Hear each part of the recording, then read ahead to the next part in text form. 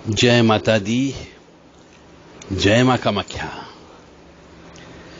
कामाख्ये वरदे देवी नीलपर्वतवासिनी तम देवी जगत माता योनि मुद्रे नमस्तुते। कामाख्ये काम संपन्ने कामेश्वरी हर प्रिय काम नाम देहि में नित्यम कामेश्वरी नमस्तुते। कामदे काम रूपस्ते सुभगे सुर सेविते करोमि दर्शन देव्यम सर कामार सिद्धयेत। ओम महेशानी महामाये चामुंडे मुंडमालिनी आयु आरोग्य ऐश्वर्य देहि में देवी परमेश्वरी। ओम जयंती मंगला काली भद्रकाली कपालिनी दुर्गा क्षमा शिवा धात्री स्वाहा सदा नमस्तुते। ओम सर्वमंगल मांगल्ये शिवे सर्वासादिके शरण्ये त्र्यंबके गौरी नारायणी नमस्तुते। दुर्गति नाशिनी दुर्गा जय जय काल विनाशिनी काली जय जय उमा रमा ब्रह्मानी जय जय सीता राधा रुक्मणी जय जय। महालक्ष्मी नमस्तुभ्यं सुरेश्वरी हरिप्रिय नमस्तुभ्यं दयानिधि। काली काली महाकाली काली के पापनाशिनी खड़ग हस्ते मुंड हस्ते काली काली नमस्तुते। काली काली महाकाली काली के परमेश्वरी सर्वानंद करी देवी नारायणी नमस्तुते। नीर हार हार धन सार सुधाकरम भा कल्याणम दागनग जंबगदाम्बूषाम पुतुंग बिंदु जुगुम्ब मनोहरांगी वाणी नमामि मनसा वत्सा विभूतिये। ओम ऐं सरस्वत्यै नमः। ओम ह्रीं दुंदुर्गाय नमः। या जल जल प्रज्जल अग्नि रूपाय ओम हौं ह्रीं श्रीं जाला देवी नमो नमः। देवी प्रपन्नताति हरे प्रसीद प्रसीद मातर्ग जोखिलस्य प्रसीद विश्वेश्वरी पाहि विश्वं तमीश्वरी देवी चराचरस्य। शुभम करोति कल्याणम आरोग्यम धन संपदा शत्रु बुद्धि विनाशाय दीप ज्योति नमस्तुते। योनि मात्र शरीराय कुंजवासिनी कामदा रजस्वला महातेजा कामाक्षी ध्यायताम सदा। काम प्रिया कामरता कामा काम स्वरूपिणी कामिनी कामिनी काम्या कामुका कामचारिणी काम बीज स्थिता काम पीठ निवासिनी कामदा कामहा काली कपाली करालिका। देव राधा ट्रस्ट सत्यवाणी चैनल। जय मां कामाख्या। मनुष्य के जीवन में बहुत सी घटनाएं घटती हैं उसकी परीक्षा लेने के लिए। उसके जीवन में बहुत बार अप एंड डाउन्स आते हैं, ऊंच नीच होती है। यह भी ग्रह नक्षत्रों की वजह से होती है। आपके पिछले जन्म के किए गए पुण्य कर्म और पाप कर्मों की वजह से ऊंच नीच होती है। जब भी मनुष्य के जीवन में नीच आता है यानी कोई ग्रह खराब आ जाता है तो वह मनुष्य अपने जो लाइफ स्टाइल होता है उससे नीचे गिर जाता है और उसे अपनी लाइफ स्टाइल मेंटेन करने के लिए या तो ऋण में जीना पड़ता है या फिर लाइफ स्टाइल को कटिंग करना पड़ती है। तो यह सब ग्रह नक्षत्रों का खेल होता है और पिछले जन्म के कर्म के अनुसार होता है। परंतु मनुष्य सोचता है कि यह मेरे को इस जन्म में प्राप्त हो रहा है तो इस जन्म का ही है। ऐसा ही एक उदाहरण हम आपको अब देने जा रहे हैं, प्रैक्टिकल ज्ञान आपको, कि भगवान से मनुष्य स्वयं कैसे अलग हो जाता है। यानी ईश्वर अपने आप को कैसे अलग कर लेता है कि भैया कष्ट भोगना है तो तुम भोगो, तुम्हारा काम है, तुमने गलती की, मैं कुछ नहीं, मैं तो तुम्हें सृष्टि चलाने वाला हूं।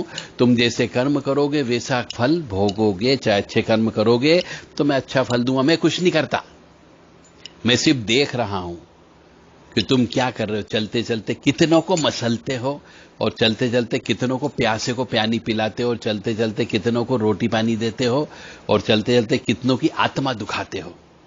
यानी बचपन से लेकर मृत्यु बुढ़ापा आने तक, मृत्यु होने तक मनुष्य चलता ही रहता है, घूमता रहता है, धन के लालच में, लोभ के लालच में, मोह के लालच में। ये 10 राक्षस जो बनाए ना उनके लिए भटकता है, घूमता है और घूमने में न जाने कितने पाप कर्म कर लेता है और कितने पुण्य कर्म कर लेता है। और उसी आधार पर ईश्वर देखता रहता है कि हाँ इसने पुण्य कर्म किया इसको ये फल देना, इसने पाप कर्म किया ये फल देना। तो ऐसे एक सत्य घटना हम आपके सामने प्रस्तुत कर रहे हैं। शायद आपके जीवन में भी कभी घटी हो तो शायद उससे सबक लो। सत्य घटना यह है कि एक मनुष्य को नवरात्रि के दिनों में यदि उसके माता पिता या पेरेंट्स विवाह होने के बाद में, बच्चे होने के बाद में, यदि उस बालक को यानी बेटे को बहू के साथ में बच्चों सहित घर से बाहर निकाल दिया जाता हो, किसी भी वजह से लड़ाई झगड़ा होने की वजह से घर से बेघर कर देते हैं उसको, तो उस मनुष्य के मन में नवरात्रि में यह सब घटनाक्रम हुआ है तो देवी जी के प्रति आक्रोश पैदा हो जाता है कि अब मैं नहीं मानूंगा देवी जी को। मैं जब जब भी पूजन पाठ करता हूं, देवी जी का उपवास करता हूं, पूरी जिंदगी हो गई मुझे उपवास करते करते, और देवी जी ने यह सलाह दिया मेरे को कि नवरात्रि में घर से बेघर करवा दिया। तो इसका अर्थ यह होता है कि उस मनुष्य का देवी जी के प्रति, यानी उपवास रखने के बावजूद, पूजन पाठ करने के बावजूद, यदि हमें उस समय पे ही, नवरात्रि के समय पे ही घर से बेघर कर दिया गया और हमें अंततः फिर दूसरों के यहाँ पे शरण लेकर के फिर मकान किराए से ढूंढ करके अपने मकान में शिफ्ट होना पड़ा, तो उसके बाद से उस मनुष्य ने नवरात्रि मनाना बंद कर दी। उस व्यक्ति ने उपवास करना बंद कर दिया, भगवान में विश्वास करना बंद कर दिया कि ईश्वर कुछ नहीं होता है। और फिर उसका खामियाजा सृष्टि चलाने वाले ने, श्री हरि विष्णु ने, फिर से उसको दंड देना प्रारंभ कर दिया, क्योंकि उसने ईश्वर को मानना बंद कर दिया।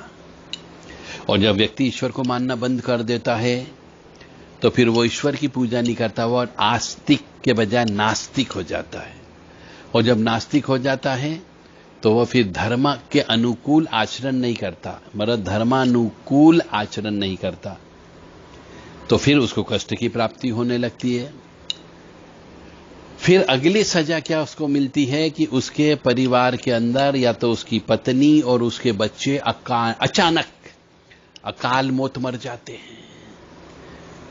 1-2 दिन के अंदर दोनों निपट जाते हैं, बच्चे भी निपट जाते हैं, पत्नी भी मर जाती है। अब उसकी आस्था यहां पर फिर जागृत होती है। कैसे जागृत होती है कि जब उसकी पत्नी भी मर गई, बच्चे भी उसके मर गए किसी बीमारी लगने की वजह से, अब वो अकेला हो गया, तब फिर उसका मन वापिस ईश्वर की ओर परिवर्तन होता है। यह सब ग्रह नक्षत्रों का खेल है। तब फिर उसे वापिस आस्तिक बनना पड़ा, नास्तिकता से छोड़ करके कि भगवान ने अब तो मेरे बीवी बच्चे भी उठा लिए हैं, अब मैं क्यों जी रहा हूं, किसके लिए जी रहा हूं। तो जब ग्रह नक्षत्र बदलते हैं तो वापिस उसके मन में आस्तिकता की लहर उत्पन्न होती है और फिर वो भगवान की सेवा में लग जाता है। तो कहने का अर्थ मेरा यहां पर यह है, जिंदगी का अनुभव, कि यदि आपको कभी भी कोई भी ऐसी घटना, दुर्घटना आपके जीवन में हो जाए कि दिवाली के दिन ही आपकी फैक्ट्री में आग लग जाए, यदि दिवाली के दिन आपके घर के अंदर आग लग जाए, दिवाली के दिन ही आपके यहां फटाके फोड़ते समय आपके जवान बेटे की मौत हो जाए, तो आप भगवान को मानना छोड़ दोगे, लक्ष्मी जी का पूजन करना छोड़ दोगे क्या?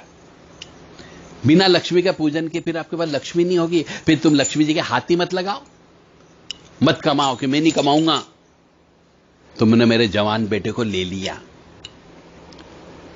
लक्ष्मी जी से नाराजगी करके देख लो तो हवा टाइट हो जाएगी।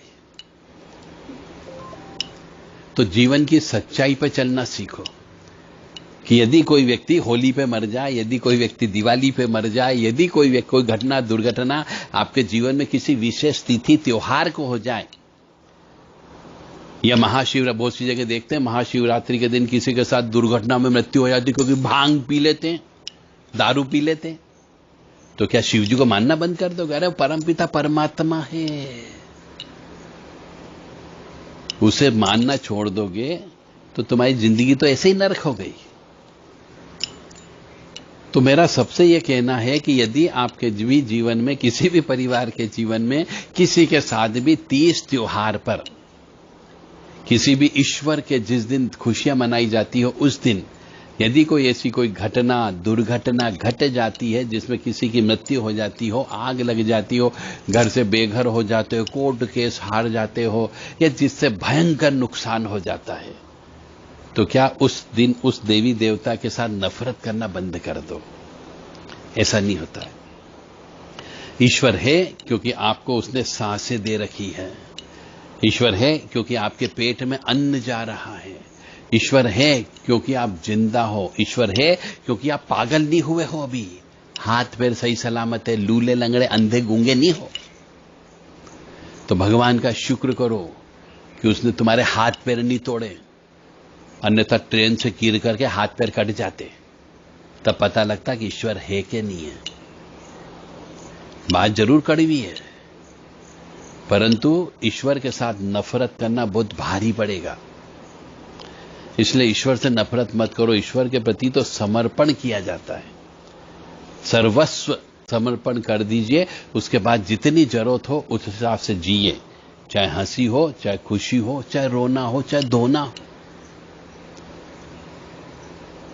तो मेरा आप सबसे विनम्र निवेदन है कि यदि जीवन में कभी किसी भी त्योहार के दिन, किसी भी उपवास के दिन, किसी भी विशेष पूजन के दिन, विशेष तिथि के दिन यदि कोई घटना घट जाती है जो खराब होती है जीवन में, किसी की मृत्यु होना, आग लग जाना, बर्बाद हो जाना, घर से बेघर हो जाना, हत्या हो जाना, पानी में डूब के मर जाना, सांप काट लेना, करंट लग के मर जाना, या फिर घर परिवार का कोई सदस्य आग लगा करके मर जाए, या फिर पुलिस आकर के लेकर के जेल में डाल दे, कुछ भी हो सकता है। तो उस दिन उस ईश्वर से नफरत मत करो। बहुत सी महिलाओं को भी हमने देखा है, उनने कहा साहब हमने तो महालक्ष्मी के व्रत रखे। कौन से? तो कहेगी वैभव लक्ष्मी के व्रत रखे, और जिस दिन वैभव लक्ष्मी का पूजन करती उसी दिन उनका घाटा हो जाता है, उसी दिन पर्स चोरी हो गया, उस दिन सोने की चेन गायब हो गई। तो जब उनने संकल्प लिया वैभव लक्ष्मी करने का नियम के मुताबिक, और उसी दिन कोई घटना दुर्घटना घटित हो गई ऐसी, तो उनने वैभव लक्ष्मी का व्रत करना ही बंद कर दिया। तो उसमें लक्ष्मी जी का क्या दोष? यदि कोई चीज आपकी गुम गई या आग लग गई उस दिन, तो आपके कर्मों की वजह से लगी। पर आप ये सब कर्मों का फल जो अपन भोगते हैं, अब मेरे द्वारा पिछले जन्म में जो पाप कर्म किए उसका फल भोगना पड़ता है, और अच्छे कर्म किए उनका कर्म भी भोगना पड़ेगा। हो सकता है उस दिन पिछले जन्म में तुमने भी किसी के यहां चोरी की होगी, तो इस जन्म में तुम्हारी उसी दिन तुम्हारी यहां की चोरी हो गई, बात बराबर हो गई। भगवान को क्यों दोष देना? तो भगवान पे कभी दोष मत दो। ईश्वर है क्योंकि आप हवा ले रहे हो, जिस दिन ईश्वर हवा बंद कर देगा उस दिन मर जाओगे। पानी पी रहे हो, जिस दिन पानी मिलना बंद हो जाएगा उस दिन मर जाओगे। और जिस दिन तुम्हारे शरीर के अंदर आग है, वो आग वो निकाल लेगा, उस दिन तुम ठंडे पड़ जाओगे। बस ये तीनों चीज ही ईश्वर है। इसलिए जब तक मिल रही है ईश्वर को धन्यवाद दो कि हां आज का दिन मेरा अच्छे से गुजरा, तेरा नाम लेते हुए गुजरा, खुशियों से गुजरा। ये मान करके उसको ईश्वर का लाख लाख धन्यवाद दीजिए कि हे परमपिता परमात्मा, आपके हम आभारी हैं। और इसका एक मंत्र होता है, और नहीं हो तो इस मंत्र का अर्थ भी समझ लो। ओम भूर्भुवः स्वः तत्सवितुर्वरेण्यं भर्गो देवस्य धीमहि धियो यो नः प्रचोदयात्। इस मंत्र का जरा अर्थ समझने का प्रयास करो तो आपको समझ में आएगा। ये मंत्र जो है ब्रह्मांड का मंत्र है। बहुत से तथाकथित कथावाचक ने और पंडित लोगों ने इसको गायत्री मंत्र बता दिया, जबकि ये गायत्री मंत्र नहीं है। इस मंत्र में कहीं पर भी गायत्री मां का नाम नहीं लिखा हुआ है। ओम भूर्भुवः स्वः तत्सवितुर्वरेण्यं भर्गो देवस्य धीमहि धियो यो नः प्रचोदयात्। इसमें देवी जी का शब्द भी नहीं आया, तो कहां से गायत्री मां बन गई, कहां से गायत्री देवी बन गई? तो ये इनकी कुछ ब्राह्मण लोगों की चाल है कि इस मंत्र को गायत्री मां के रूप में प्रचारित कर दो और हो गया।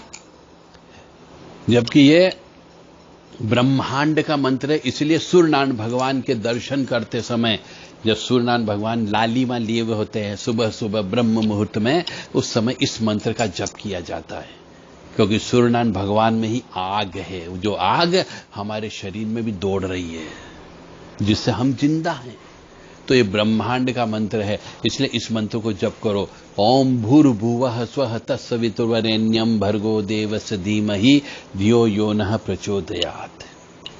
और ऐसे ही एक मंत्र और है ब्रह्मांड का। ओम त्र्यंबकं यजामहे सुगंधिं पुष्टिवर्धनम् उर्वारुक्मी बंधनान् मृत्योर्मुक्षीयमामृतात्। अब इसमें भी कहीं पे शिव जी का नाम नहीं है, कहीं पर इस मंत्र में भोलेनाथ का नाम नहीं आया, परंतु तथाकथित पंडित लोगों ने कह लीजिए, ब्राह्मण लोगों ने कह लीजिए, इसको शिव जी का मंत्र बता दिया। इसका अर्थ समझने का प्रयास करो। पढ़े लिखे हो आप सब लोग, अपना अपना मोबाइल खोलो और गायत्री मंत्र का अर्थ पढ़ो, उसमें तो समझ में आएगा कि क्या अर्थ है। और महामृत्युंजय मंत्र का अर्थ समझो, उसमें बोलो, टाइप करो के सर्च करो तो समझ में आएगा कि हाँ, गायत्री मंत्र का अर्थ तो ये है और हमें समझाया क्या जा रहा है।